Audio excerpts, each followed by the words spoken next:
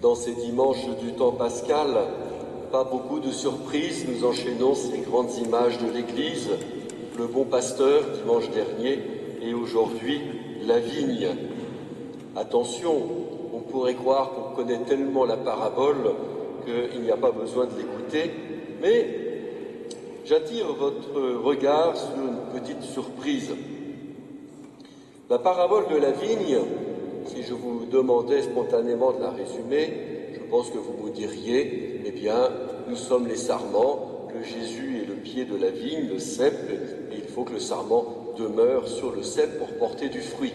C'est exact, mais ça n'est que la deuxième partie de la parabole, ou plutôt, en fait, il y a dans ce chapitre 15 de Saint Jean deux paraboles différentes concernant la vigne. La deuxième, c'est effectivement cette opposition entre le pied et les sarments. Mais la première, on ne parle pas des sarments.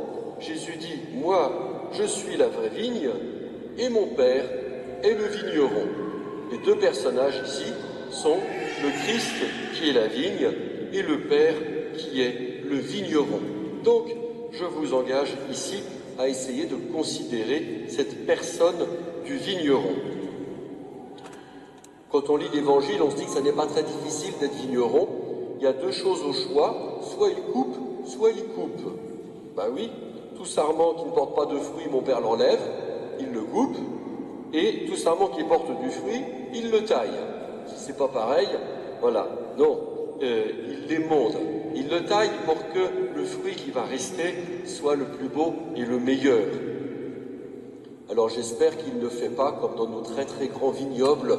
Vous avez peut-être déjà traversé ça en Bourgogne ou bien dans le Bordelais, où on aperçoit sur le pied de la vigne un seul tout petit sarment et il ne portera qu'une seule grappe de fruits. Mais alors, au prix de la bouteille, ça vaut la peine. Voilà, donc quand le Père taille, bien sûr, c'est pour porter du fruit, c'est pour que le fruit soit excellent, mais sans doute qu'il a quand même une certaine mesure. Surtout que si c'est nous, la vigne avec le Christ, eh bien, on veut bien être un petit peu taillé, mais c'est vrai qu'on n'aime pas trop quand même être complètement raboté. Alors que signifie le fait que le Père taille la vigne?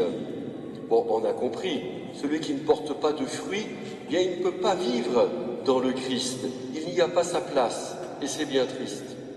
Et celui qui porte du fruit, alors nous espérons, j'espère, en faire partie, c'est peut-être un peu d'orgueil, mais bon, la miséricorde du Seigneur devrait nous le confirmer quand même. Eh bien, une façon de tailler le fruit, c'est de nous aider dans la conversion. C'est toujours ce qu'on n'aime pas trop. Même si on sait que ça nous fait du bien après coup, il est toujours difficile de savoir dénoncer le péché et de savoir surtout changer d'habitude. Et, comme dit l'acte de contrition, de ne pas recommencer. C'est ça le plus difficile, bien évidemment. Mais il y a peut-être une autre façon.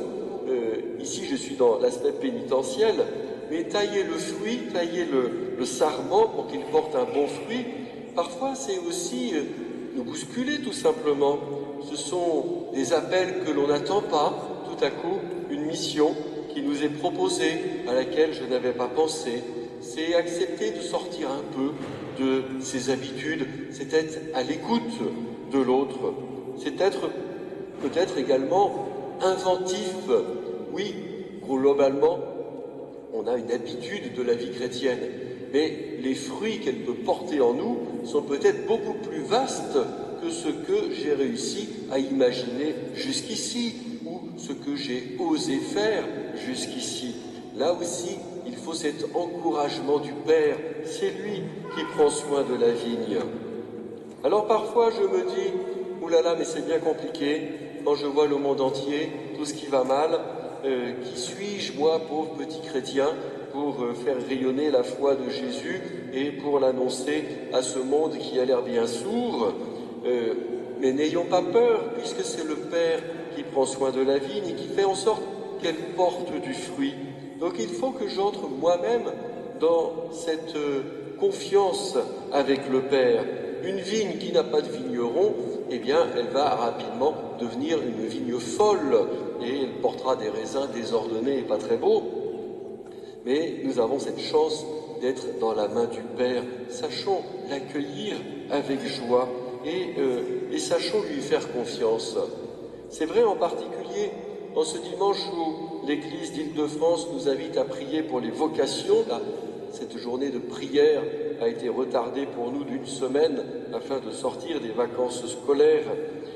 Là aussi, quelque chose pourrait nous dire « mais c'est fou, cela n'a pas de sens, ce célibat consacré avec toutes les histoires qu'on entend, et puis aujourd'hui se lancer dans la vie sans avoir beaucoup d'assurance, qu'est-ce qu'on va devenir si tout à coup il n'y a plus de chrétiens ?» Bon, oui, on peut cultiver comme ça les soucis, mais on oublie à ce moment-là que cette vigne, elle ne nous appartient pas. Bien sûr que le Seigneur compte sur nous, et nous sommes ses ouvriers, peut-être inutiles, mais nous sommes quand même ses ouvriers, pas de chance pour lui. Mais il compte sur nous, donc c'est lui qui fera fructifier notre travail, ce n'est pas notre intelligence. Le pape Saint Jean-Paul II, dans sa lettre annonçant l'an 2000, avait dit de toute façon, c'est pas la mission de l'Église ne réside pas dans des programmes, ou alors il n'y en a qu'un seul, en définitive, c'est le Christ lui-même. Eh bien, revenons à ce programme de base, c'est le meilleur. Le Christ, c'est la vigne, le Père prend soin de la vigne, et rendons grâce parce qu'il saura nous faire porter du fruit. Amen.